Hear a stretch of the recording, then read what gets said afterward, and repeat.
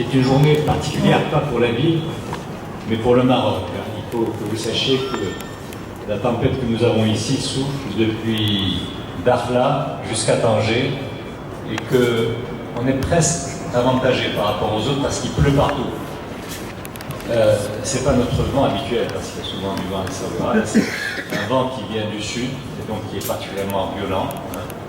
Il vient du côté mauritanien et il faut faire avec. On a essayé de négocier.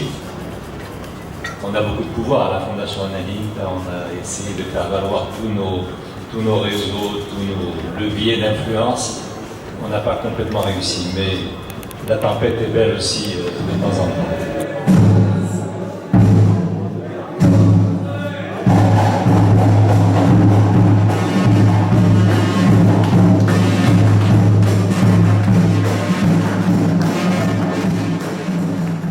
Cher André, je suis venu de Rabat, je viens d'arriver pour être là, à tes côtés, parce que c'est important pour moi le travail que tu as fait pour la Fondation Annaline, pour la Méditerranée, pour le Maroc. Et partir de Essaouira. Monsieur Azoulay, pour qui j'ai beaucoup d'estime, et le remercier pour tout ce travail, ce long parcours qu'il a entrepris, qu'il continue d'entreprendre au Maroc pour le rapprochement des peuples, à l'image de cette entrée qu'on a eue avec un groupe de Souera et puis un groupe du Sénégal qui se sont succédés. Je pense que c'est un très joli symbole, donc je voudrais vous remercier pour ça. La mission qui est la mission de la Fondation Annaline, cela nous a beaucoup aidé à développer aussi le travail de la Fondation parmi les sociétés civiles. Et je terminerai en disant que s'il a pu jouer ce rôle, c'est évidemment par sa personnalité, qui est unique, mais c'est d'une certaine manière aussi parce qu'il est marocain. Je crois qu'il a pu et il a su porter à la Fondation Annaline cet esprit de dialogue, cet esprit de vivre ensemble qui caractérise le Maroc depuis longtemps, et qui fait du Maroc une pointe de lance dans la gestion de la diversité dans l'espace méditerranéen. Et donc c'est à partir de cette expérience marocaine, peut-être aussi de l'expérience de Essaouira, d'une certaine manière, qu'il a beaucoup enrichi le travail de la Fondation. Je crois que c'est maintenant mon tour, parce qu'au nom de la Fondation, André, au nom du Conseil consultatif, au nom du Conseil des gouverneurs, au nom des chefs de file et au nom des gens de l'équipe, et pour nous deux sont ici, ont contribué à faire cet acte possible. Nous avons beaucoup réfléchi à quel genre de souvenirs pouvait faire sens. C'était pas facile, vous êtes un homme de culture, mais nous avons finalement trouvé quelque chose qui, je pense, aussi, parce que c'est quelque chose qui est symbolique, qui exprime d'une manière ou d'une autre ce que vous êtes, ce qu'a été votre vie. Ça a été fait il y a 100 ans. Ça a été fait il y a 100 ans à Essaouira par un artisan juif. Donc ouvrez-le, attention, ça peut tomber, et montrez-le aussi. C'est une Hamza,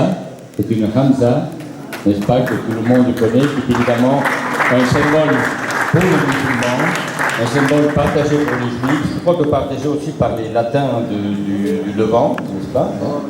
Donc c'est un symbole qui j'espère, vous aidera, vous protégera. On a quand même besoin d'un peu de protection dans le monde d'aujourd'hui et vous aidera à continuer votre combat. Merci.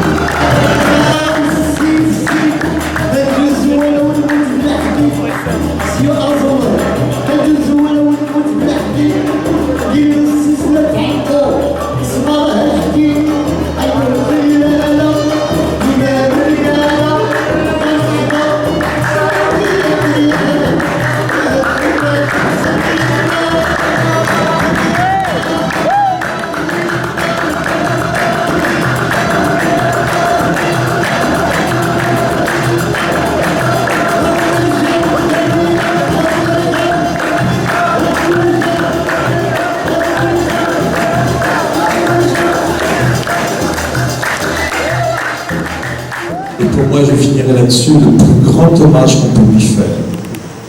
C'est qu'André Azoulay ne donne jamais de leçons, mais il est un modèle pour tous.